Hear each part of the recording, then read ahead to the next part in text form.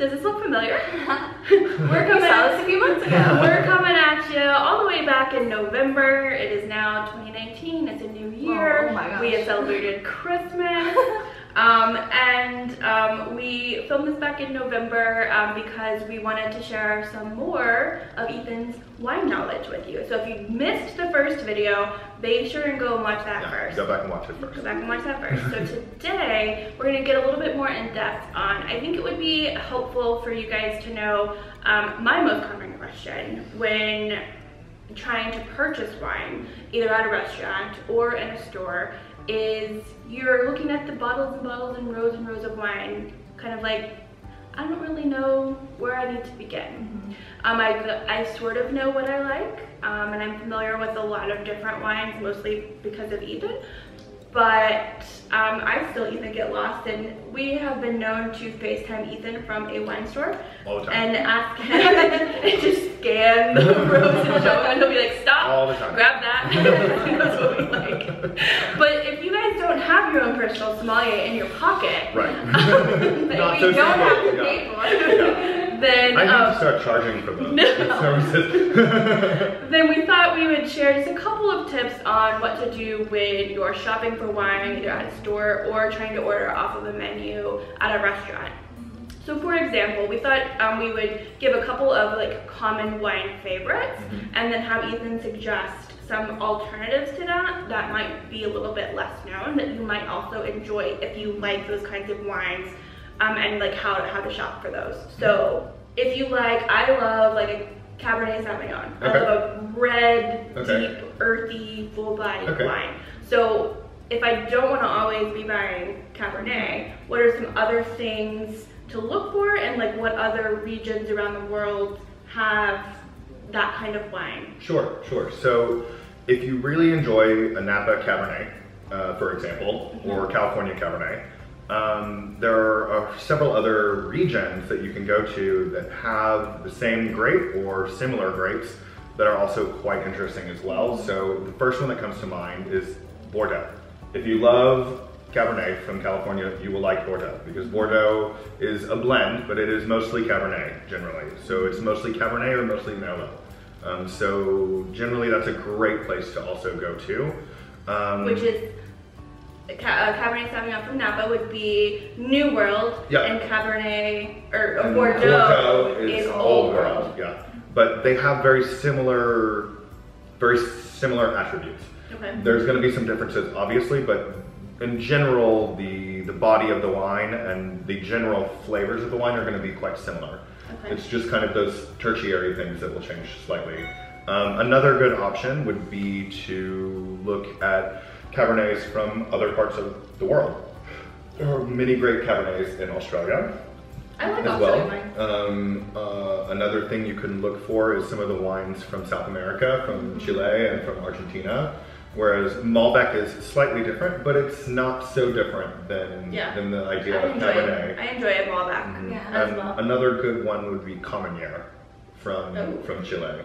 So this is actually a French grape that started in Bordeaux, but it doesn't exist in Bordeaux anymore. They've completely stopped, and Chile kind of took it over and has really like elevated it to a new and cool status.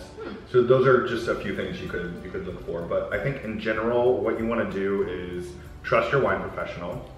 And don't be afraid to ask questions. Exactly, don't be afraid to ask questions. I think the idea is if you like a wine, take a picture of it, write it down. Remember that you like this wine, and the next time that you go shopping, show that to your wine professional, and they will be able to direct you in a path of something similar. All of the wine stores, specialty wine stores, will have somebody that has that knowledge. Absolutely. Restaurants of a higher caliber will have somebody behind the bar that also has that and knowledge. even at Whole Foods or Trader Joe's, they have people there who are wine professionals, who know what they're talking about. So not necessarily at like a Target, for example, if that's where you primarily shop for your wine, you have to go somewhere a little bit more you don't necessarily have to. I think I mean, to get somebody that has the knowledge sure. there. That's what I mean. Sure. Not that Target doesn't sell great wines.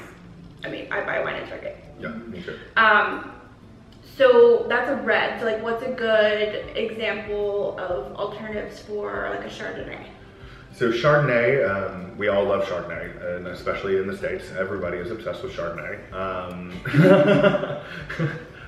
So good alternatives for that is you want to look for some of the other regions in the world that also make Chardonnay that maybe you don't know are making Chardonnay. So if we're talking about France, the first ones that come to mind would be Chablis, which is what we're drinking right now, or also anything from Burgundy. So white Burgundy is also 100% Chardonnay.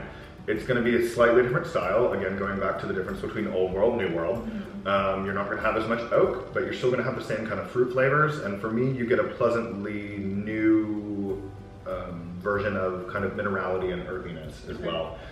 It's a little bit more kind of funky and fun, maybe kind of like cheesy as well, which is nice.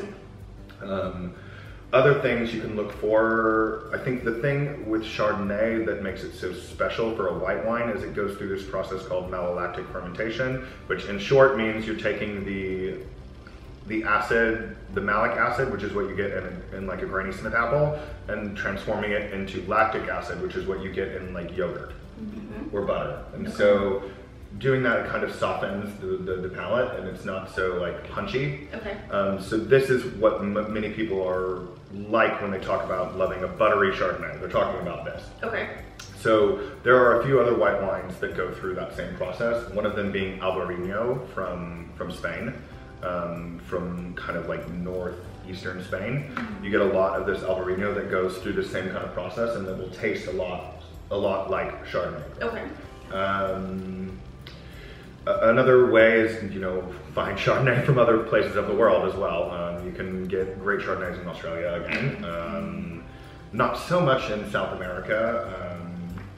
But yeah, I mean, it's basically about kind of finding what it is that you like in the wine and reaching out to wine professionals who know about it and kind of saying, you know, I really like this really buttery Chardonnay, or I like Chardonnay, but I don't want it too extreme, because the thing about grapes like Chardonnay is that you have so many different variations of what it's going to taste like depending on who's making the wine, where are the grapes coming from, how much sun is in that climate, and things like that. They're all kind of changing factors about that. So it's important to note which factors in a wine that you enjoy and that you like, whether it be butter or whether it be acidity or fruitiness. And so I think the big point is to learn how to describe what you enjoy in a wine. And once you know that, it's easier to kind of talk about what you like and to find good recommendations from a wine professional or from your friends or at a restaurant and things like that. So my next question, I'm interested to get your opinion. It might be kind of a controversial question, but are we boring you? No, I'm just tired.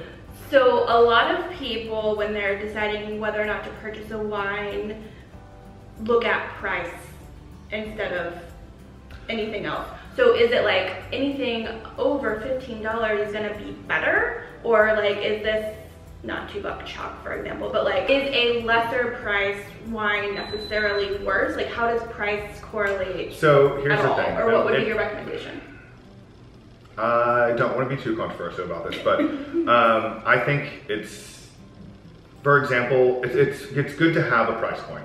I myself have a general price point of what I like to spend on a bottle of wine normally. I think in general, you can taste a pretty big difference between a $2 bottle of wine and a $15 bottle of wine. That you can, it's pretty clear that there's a difference between those two. When you're talking about going above that, 15 to 25, it's not normally a huge difference. It can be, but it depends more about who's the producer and things. So I guess to answer your question, it's okay to have a price point that you normally buy. And if you want to go, if you're trying to go over that for maybe a special occasion, a holiday or something like that, if you're not sure about the quality of that wine, it's always good to ask, to ask somebody in a wine shop, because if you're going to be buying a bottle of wine like that, there will be someone there who knows what they're talking about and can say, well, this one maybe is overrated just because of the hype and that's why it's so expensive, or maybe this one is really good and not as expensive as the other one. And honestly, that is a big question of politics, more than anything. Because just because you're buying a $50 bottle of wine does not mean it's going to be better than a $30 bottle of wine. Does that make sense? Yeah. So that's kind of. Is there a like median, an average price point for the average person, like small range, that they should ideally look for to have the most consistency in taste? I tend to say $15. $15.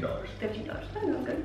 Yeah. I tend to say $15. Somewhere between 12 and 15, I think, is a solid, good wine where you're going to have a good wine. Not a lot of risk in flavor in that price. Not a lot of risk in that price range. I think that's a pretty solid area to stick to. Cool.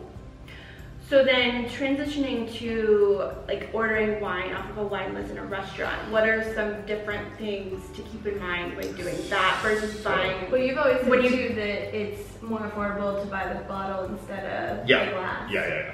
I mean, if you're going to dinner with several people, always buy a bottle. You're getting a better deal than you would buy the glass, because as you know, wine is marked up in a restaurant, usually about 3 times. So you can get the same bottle, say there's a bottle that you love that you buy at a wine shop, and it's $15. When you go to a restaurant, that same bottle is going to be $50 or Same more. wine. And same wine. And that's just normal. It sucks, sorry about it, but that's how it is. And so it's generally better to buy a bottle, because if you're buying by the glass, you're pretty much paying for the cost of the entire bottle. So you might as well just get the bottle. And drink Does wine. that make sense? So at a wine, at a restaurant, you don't necessarily have the option of looking at the label, looking for the specific things that we talked about looking for on a label. You just have like the wine name and region usually. So what can you tell? I think, like we said before, it's important to remember like the regions that you like, and the areas that you like, and the wine grape that you like. On the menu, they're usually categorized by either the grape varietal or region. But again, this is where trusting your sommelier comes into it, because any restaurant like that is going to have at least somebody who is a wine professional who knows what they're talking about and can help you kind of navigate the wine menu, because they can be daunting sometimes. If you want to see more from us, be sure to go give this video a thumbs up. You can subscribe so that you never miss a video right up here, and watch our latest video right over there. We will see you guys next time. Cheers. Bye. Cheers. Toast. Cheers.